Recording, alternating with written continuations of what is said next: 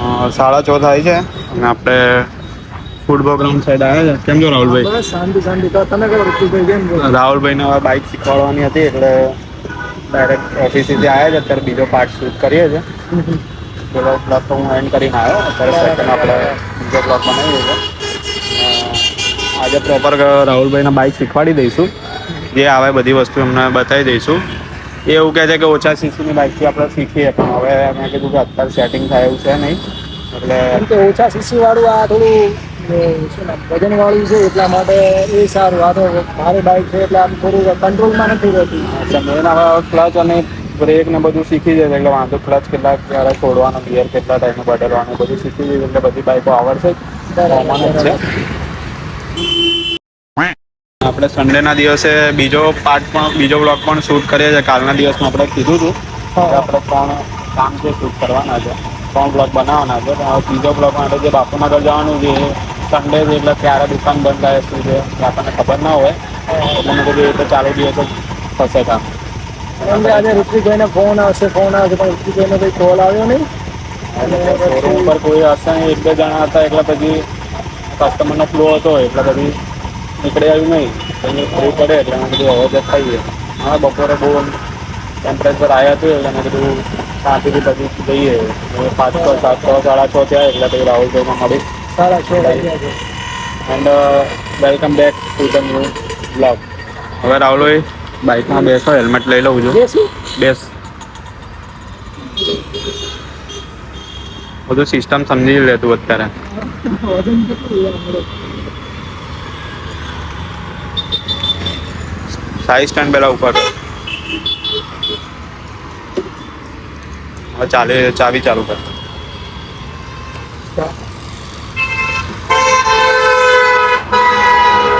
હવે રેસ આપું. એક તો આ પહેલા છે ને ચોથા ગિયર અહીંયા દેખાય છે ગિયરમાં. હા ગિયર. અરે અમુક પેલી બાઇકમાં તું કહે છે ને એ બધી બાઇકમાં નહીં દેખાય, એટલે આમાં દેખાય છે.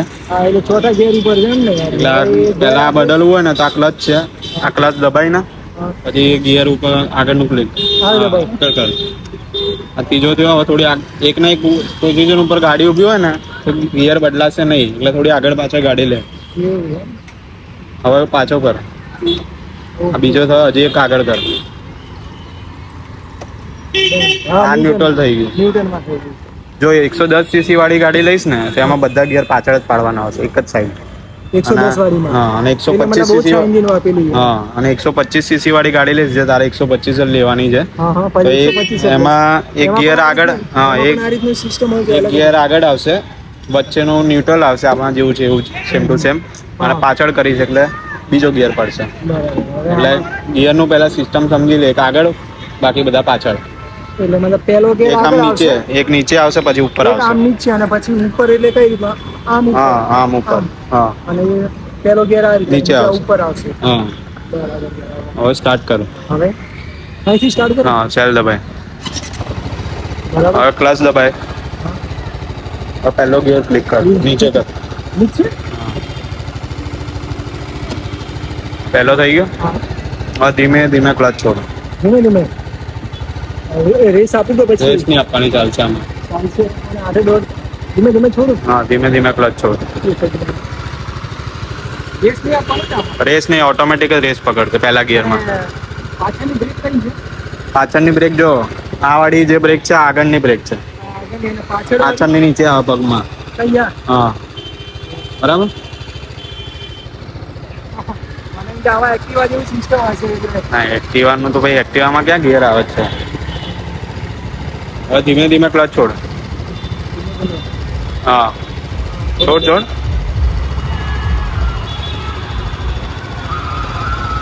તો રેસ આવી, હજી છોડ. બહુ આમ પાછા ને તો ક્લચ દબાઈ દે, નહીં જાય આગળ. પ્લસ દબાઈ દઈશ તો આગળ નહીં જાય. રોકાઈ જશે ને. હા, પણ બ્રેક મારવાની પછી એ તો ધીમી રીતે. ટેમ્પરેચર ને બધું બતાવે છે. સ્લો નહીં થાય, તો ક્લચ દબાઈશ તો ધીમે ધીમે સ્લો થશે. એટલે એવી રીતે દબાવીને સ્લો કરવાની, એટલે બ્રેક મારી દેવાની એવું લાગે છે. આગળની બ્રેક આગળની બ્રેક ઓછી યુઝ કરવાની આમ તો, પાછળની પણ પણ આવતું હોય તો આગળની મારો તો પણ કોઈ પ્રોબ્લેમ નથી. ધીમે ધીમે ક્લચ છોડ. તરત આમ રેસ પકડશે એટલે કે ધીમે ધીમે છોડ. આ વળાઈ લા બાજુ.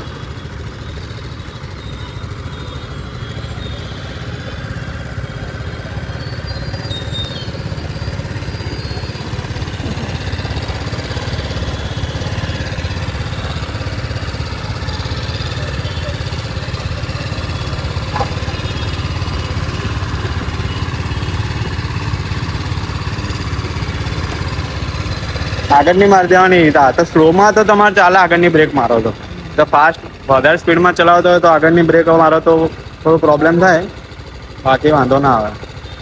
પતંગે રાખવાની થાય. આ બાજુ વળે.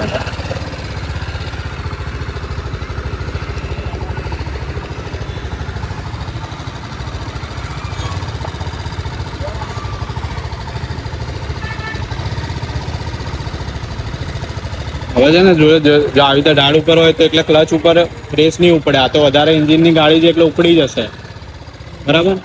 હવે ક્લચ તું જ્યાં ઢાળ ઉપર ઉભો છે ને પહેલા ગિયરમાં આવી તો ઉપડશે નહીં ગાડી. આ તો પ્લસ દબાઈ રાખે તો આ વધારે સીસીની ગાડી છે એટલે ઢાળ ઉપર આવી રીતે રેસ આપે ના આપે તો પણ ચડી જશે ગાડી. રેસ ના આપે. તારે 125 સીસીમાં હોય તો એમાં રેસ આપવી પડશે, એમાં ગાડી બંધ થઈ જશે.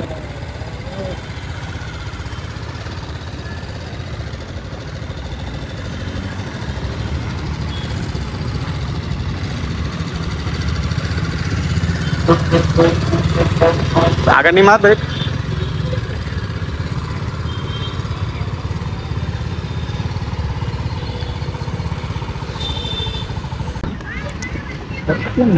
આમ નહીં. આ પહેલો થયો, હવે ન્યુટ્રલ કર. ન્યુટ્રલ આ બીજો આવ્યો. ધીમે ધીમે એ ઉપર કરીશ, થોડુંક ધીમે ઉપર કરીશ ને તો ન્યુટ્રલ થશે. પછી ફાસ્ટ ઉપર કરીશ તો ત્રીજો. એવી રીતના એક નીચે બાકી બધા ઉપર. એક નીચે અને બાકીના 3 છે એ ઉપર. હા, બાકી બધા ઉપર આવશે. હવે ન્યુટ્રલ નીચે કર. આ ધીમે કરીને ક્લિક કર.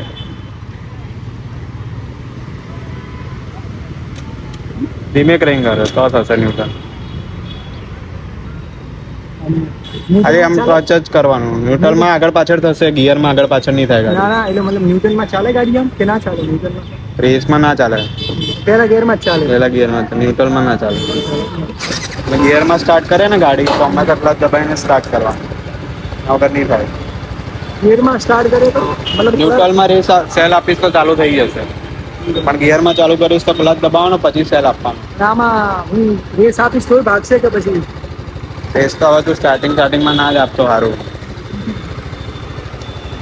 ભાગશે તો અહીંયાથી પકડવો મુશ્કેલ થઈ જાય. આગળના 4 રસ્તે જતો રહીશ. ના ના, એમ તો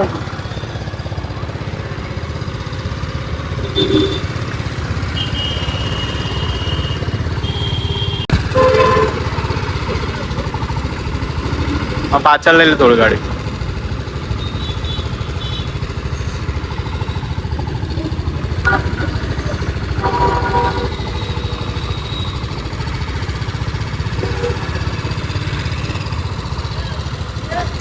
સામેના કારણે ગ્રાઉન્ડમાં પબ્લિક બહુ હતી એટલે પછી મેં કીધું અહીંયા બીજું ગ્રાઉન્ડ સામેનું છે ત્યાં પબ્લિક ઓછી હોય છે એટલે પછી આપણે અહીંયા આવ્યા શૂટ કરવા. શું કહે છે? એટલે હવે માની લો તમે આ પકડી રાખી છે અને હવે છોડી દઈશ તો ગાડી બંધ થઈ જશે. તરત બંધ થઈ જશે. મતલબ હાલ છોડી દઉં, ભાગશે તો નહીં ને? છોડ દો ખાલી. છોડ ભાગશે તો નહીં? છોડ છોડી દઉં. હા છોડી બંધ થઈ જશે ગાડી. એ જે છે ને મેન એક ક્લચ ઉપર જ છે. જવા દે ધીમે ધીમે.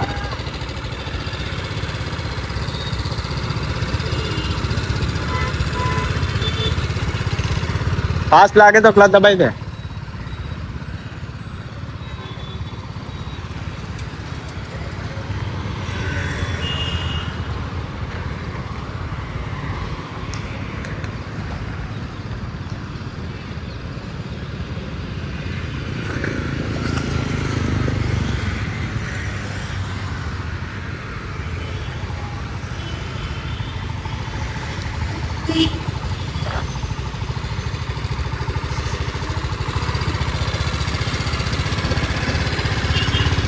એની વડે લે.